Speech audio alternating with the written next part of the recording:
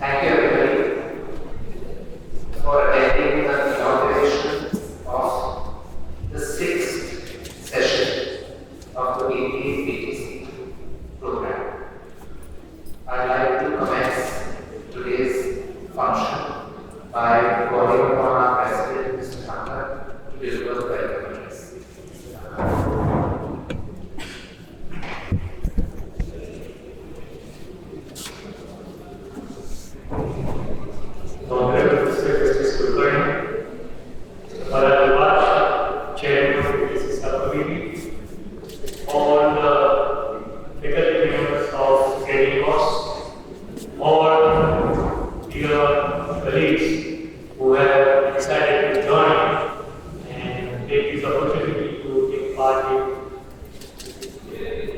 Training course and all other colleagues. Let me begin by extending a very warm welcome to Honorable Mr. Justice Kulkarni. It is an honor that Your Lordship has taken time to join us to inaugurate our 6th course in trial advocacy. Having Your Lordship here as enthused not only the participants of the course, but also the members of the faculty, I express my gratitude for inaugurating this edition of our course today. The Bombay Bar Association Advocacy Training Course has gained tremendous momentum over the years. The response that every new batch receives is commendable, and for this I must credit our senior members at the bar who are forming our esteemed faculty. To the faculty members, I say that your experience, your wisdom, and your teaching enables the course to be a success. Your role in mentoring and shaping the future of our profession is admirable. I sincerely thank each one of you for your dedication, sacrifice, and inspiring your time, invaluable time. You are giving back to the profession which has given to you so much. Thank you again. For our junior lawyers present today, congratulations. Your journey in mastering advocacy begins now. Remember that every case you handle, every argument you craft, and every word you utter in court will shape you into lawyer you aspire to be. The success of the course is a large number of applications we receive which exceeds the capacity. Without you, this course will not move forward. As we inaugurate this course, I realize that we are gathered here not only to embark on a journey of learning and growth together, but also to celebrate the spirit of our profession. Honing our skills is a lifelong endeavor. Let us take this opportunity to learn from each other and to inspire one another. I urge you, the junior lawyers, to seize the opportunity to develop your skills just like you have done by coming here today. A very big thank you for all your participation. May you embrace new challenges and never stop learning. Thank you.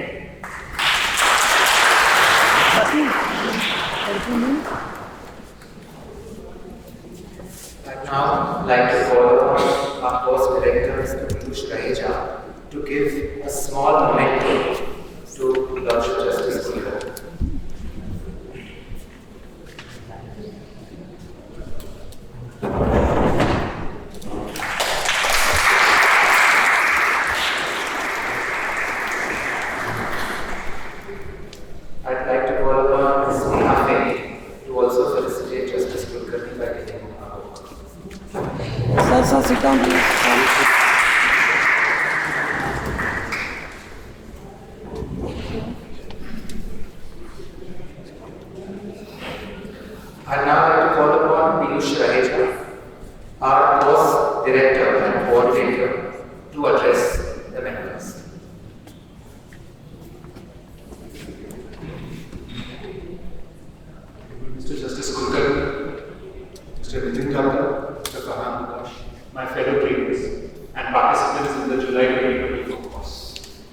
extend a warm welcome to all of you on this day one of the course, and I'm grateful to Justice Kulkarni for having agreed to inaugurate the course.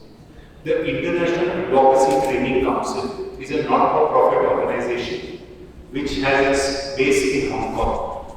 It has developed a method for advocacy training in various jurisdictions and various countries with the aid and help of trainers in South Africa, England, Australia, Hong Kong and Malaysia. BBA's association with the IATC commenced in November 2021 when one of our members approached the IATC for starting a similar course in association with the BBA.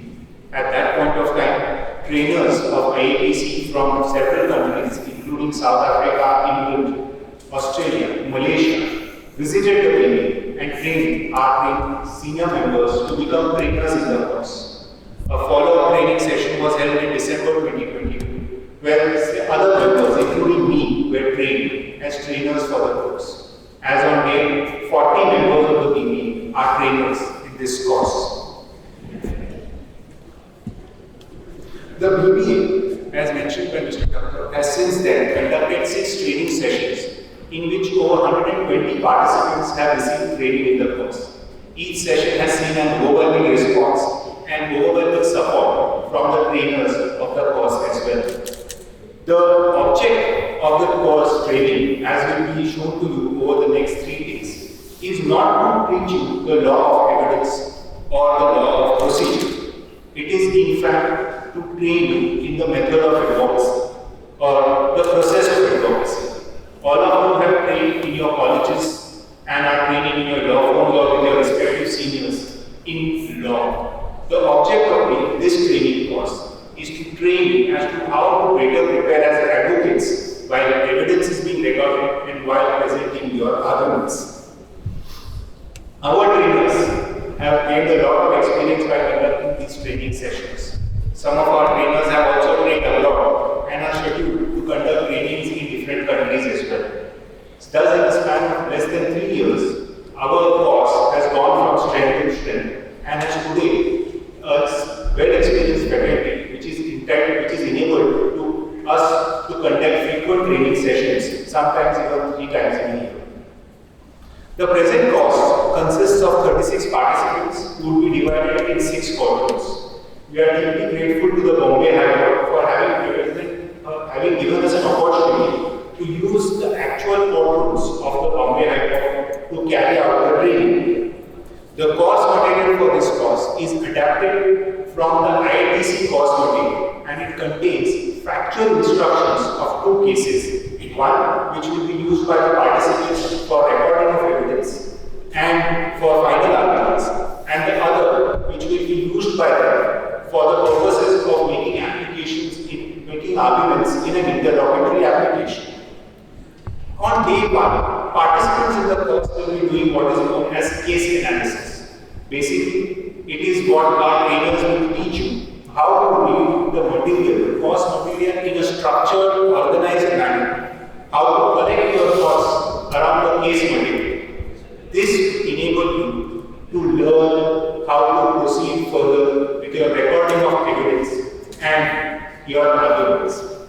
The training that you get today for case analysis will set the tone for the next 2 days. On day 2, you will be conducting examination in chief and cross-examination and presenting arguments in the interlocutory application. On day 3 of the course, you will be once again conducting examination in chief, cross-examination, and as well as arguments in the main matter, that is sin versus party. The object of the course is not to criticize or to praise your performance. The object of the course is to impart to you a teaching point which the trainer in the room believes is best suited to enhance your performance. The object of the course is to make you better equipped to deal with the situations which will arise when you are recording evidence in an actual courtroom or when you are preparing your evidence for presentation in court. That is why our trainers will not be focused on how you perform overall, but what is the point that requires to be taught to you, or what is the teaching point that needs to be conveyed to you for that particular session. Why we repeat the process again on day 3 is so that the teaching points that are told to you on day 2 are imbibed by you and are used by you to enhance your performance on day 3, and further and better and advanced teaching points can then be told to you by the trainers. That is why the entire process is again repeated on day 3.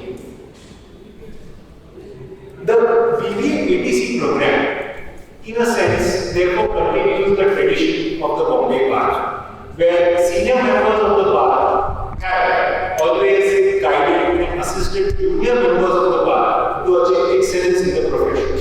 It is an age-old practice of our. What the BBA ATC does differently is to make this a more structured, organized program, whereby a large number of our senior members are able to interact with a large number of our junior members, and there is a better and controlled flow of ideas and information. That has been an achievement of this program. Let me end by narrating my personal moment of joy as a trainer. In October 2023, I was a road trainer in this course, having between 6 students for the course. After the course was concluded and we parted ways, in November 2023, one of the participants who had the opportunity of training in the room with other senior trainers at the bar actually messaged me and informed me that she had just conducted the examination in chief of a witness. And not only was she able to do it with confidence, but she could in fact understand the process of examination in chief better because of the training that she received in this program. It was a vindication of what the BBA ATC has set out to achieve. I am confident that over the next 3 days, the training that you receive in this program will similarly enable you to progress further in your journey of becoming not only a good trial advocate who understands his brief and who applies his mind to the material before it, but also in advocacy skills that are essential for success in our profession. I wish you all the best for the progress in the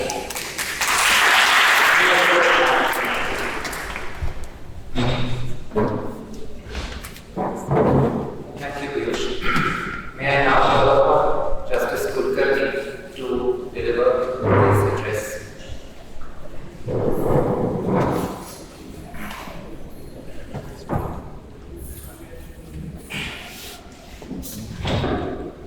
Very good evening to one and all. At the outset,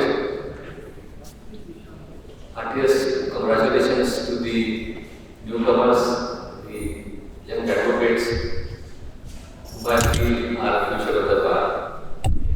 And I have been always vocal about this, that what we need to do is to see that the new members of the bar, they are encouraging every possible way. Mr. Thakkar, the president of the Bombay Bar Association, the March secretary, and all the other trainers who are here, my very dear friends, and all the members of the bar. It gives me an immense pleasure and an honor to be here with you all to inaugurate this training session. And it is a wonderful achievement, I would say, for the Bombay Bar to have this kind of arrangement with a foreign body and to receive training to our lawyers who are now going to impart training. Something really amazing. I must incidentally tell you that I was part of the Bombay Bar Association committee for almost two of its terms. And that time, Nitin Bhai would excuse me to say that we were just thinking about all this to be done, but I am so happy that now it is implemented. So, congratulations to everybody. And I have been hearing from all the friends the number of lecture series and distinguished speakers who have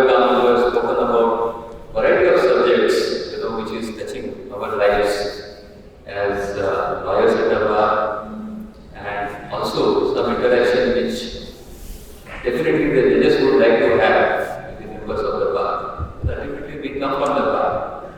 We never forget our roots at the bar. And not one day goes that you don't remember your past. You are running around in the corridors this side. So it's a very peculiar feeling which can't be described. I remember I was sitting in the place where you are sitting one point of time. Sometimes I was sitting there in the committee meetings. Sometimes I used to be out doing conferences. And right from morning 9 o'clock up to evening 8:30 I used to be there. So you can understand the attachment which I have for the association and everything attached to the association. So thank you Nidhin Bhai and Farhan for giving me this opportunity to be with you. Now I am not going to actually touch the topic which I'll just give you a brief idea about what the topic is and actually touch the subject. But what I was told by Farhan that some little input about the judicial perspective of what the judges would expect.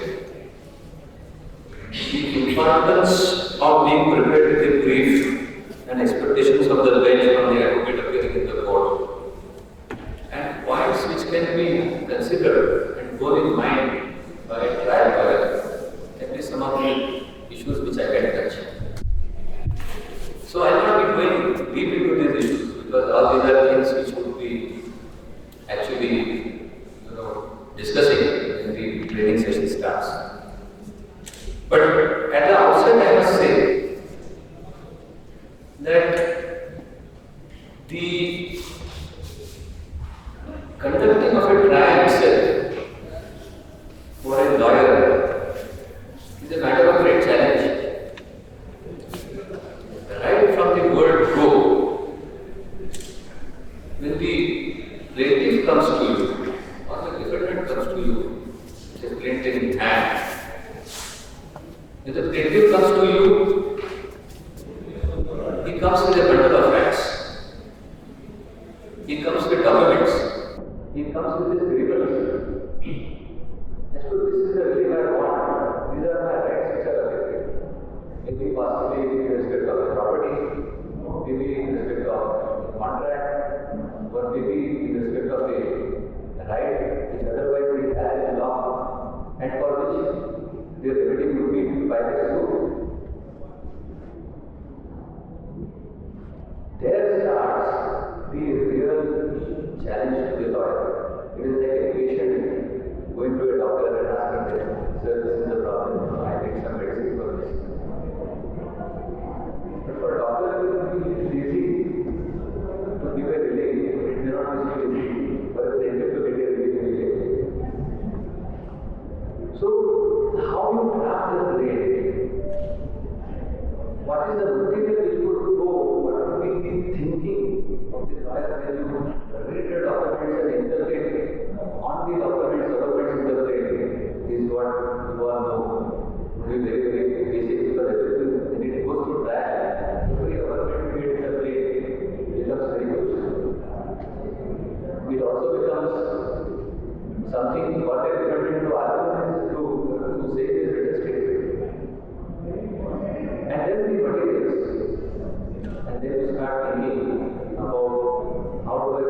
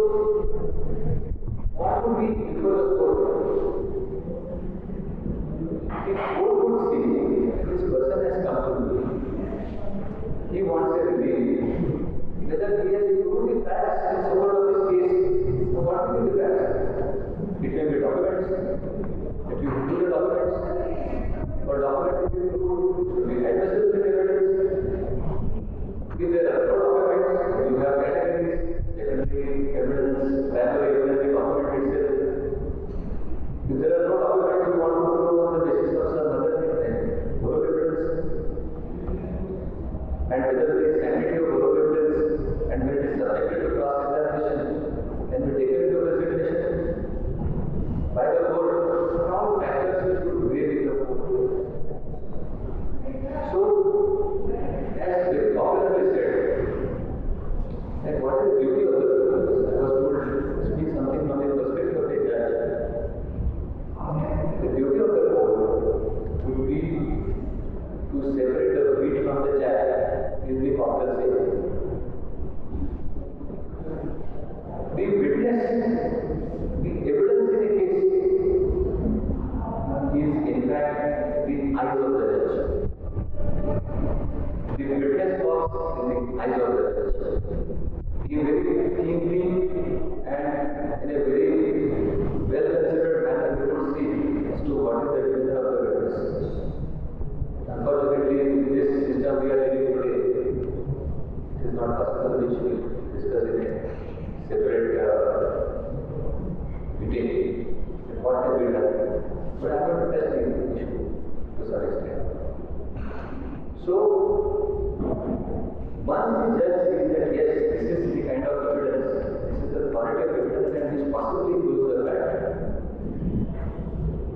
then the way the judge would look at it,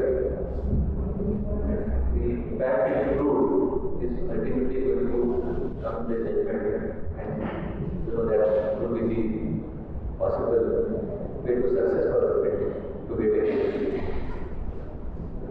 Now, all this depends on what? Now, this is very crucial for the junior members of the law. That you may have all this bundle of facts. You know that yes, there is the examination in chief. You know that there will be a cross-examination. But the intricacies of law, unless you are well aware, which will be part of your training, that how to look at the same set of facts or the same evidence in a manner the law understands is something very crucial. And that would be available to you. In that perspective, you would get it only when you master the basic nuances as what the evidence act prescribe. Otherwise, it is just hitting around the bush. You have a document, it is not true, but still you go on arguing with the document, it's true. You go on putting questions, 100 questions in a cross-examination also is not true, unless the questions are relevant. Whatever evidence is gathered, and more particularly oral evidence, it is required to be respect of the subject matter in dispute. It can't be evidence which is not relevant. Because we have a tendency that okay, we will, go on asking peripheral questions. We'll debate on the issue so that we can in some manner take a sort and come back to the issue, which is not correct. That delays plans, that delays the proceedings, unwarranted situation happens. So that should be avoided. So these are issues where you are actually have to be, setting up an example. And you need to know where to swim. You want to swim in the lake or the river, what is the effect of and how you feel after swimming in the lake? Or what is, more trouble in a river and if further trouble you swim in an ocean or you want to be at the shore. Is the test with which a lawyer will be put when he actually goes to conduct some kind of evidence. Because unless all these basic intricacies are, made known to you and you master all this, it is very difficult to give proper justice to your client, to bring home the facts, to bring home the case of your client. And the same thing applies to whatever you do in defense. Because you may set up a case in defense. You need to examine witnesses, you need to produce documents, to do those documents. The what the plaintiff says is not correct. So all these are nuances. As far as speaking as a judge is concerned, I could always feel that our profession, the beauty of our profession is matches. And what is most important is for us, not only as lawyers but also as judges, is hard work. This is not a profession I would say in this way all. Way back in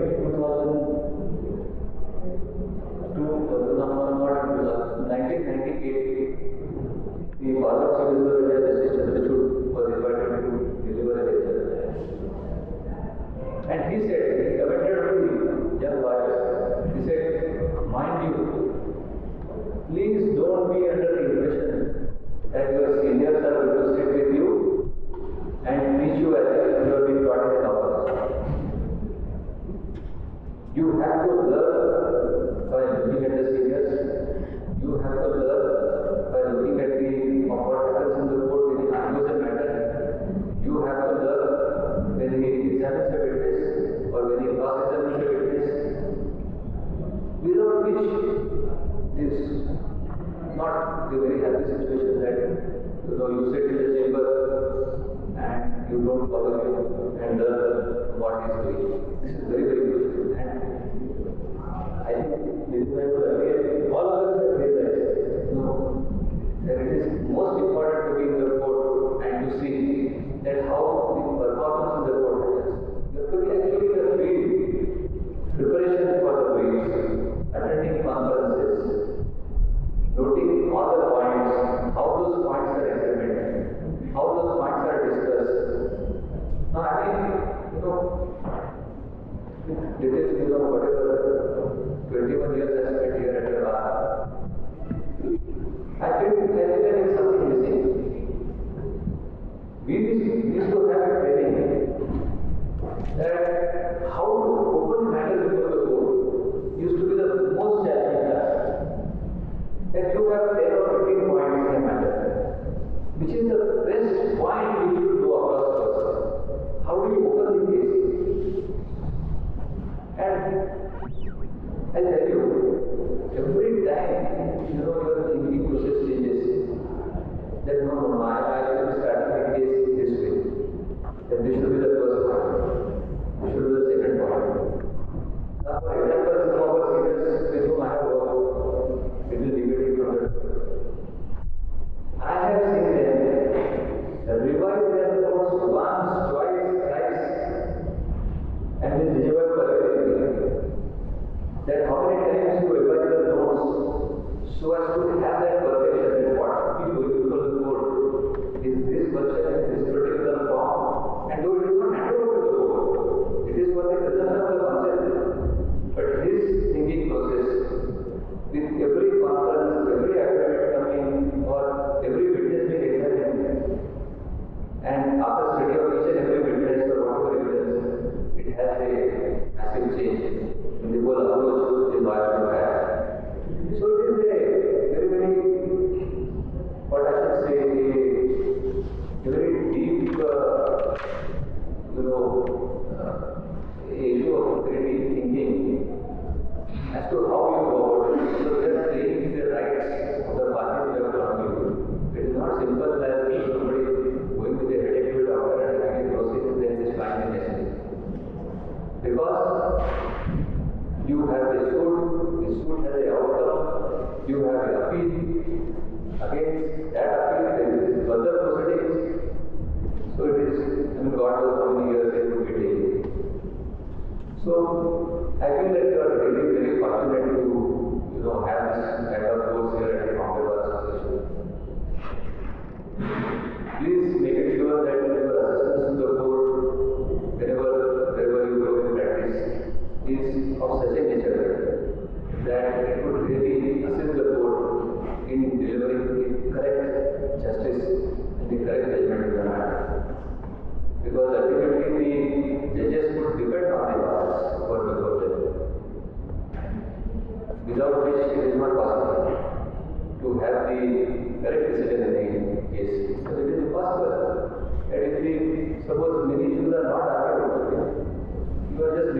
judge to do what we don't know. But it happens, sometimes it happens. It's not a very happy situation. So all this has to be taken into consideration. Now, what would be the position without training? This training, because the law colleges we learn a lot of theory, and theory is the basis for whatever we do as lawyers. Unless we understand the theory, how do we apply it? How do we know that what is admissible in evidence, what is not admissible? Unless we go back to the theory, know the provisions of the act. So, you all now as young lawyers, it is like a pilot, who receives the license. So, every kind of situation arose. In a case which I was handling when I was at the bar, in this very corridor. So, it was a matter of particular defense. This boy, he had received a training as a pilot, and he was a certified pilot. He could fly any airline or any cargo flight. But he thought that, I should be going for a higher training. This is not my job. This is a ordinary job to fly airplanes, with passengers and cargo. He said, let me do something adventurous. So he said, I would like to join the Air Force and be a fighter pilot. That was very good, for him it was very good that he is thinking something for the country. So he underwent training. And the training is extensive training. We are talking about training here now. This would be applicable. So, something happened. He said that it is not possible for me to continue this way. 80% of the training is over, 20% I don't want it. Mind you, the Air Force took a position that we can't leave you. Why? Because with this training which we have given to you, in the context of what you are going to receive now, you are an asset. You become an asset to the Air Force as you would be becoming an asset to your land after this training. Thank you so much.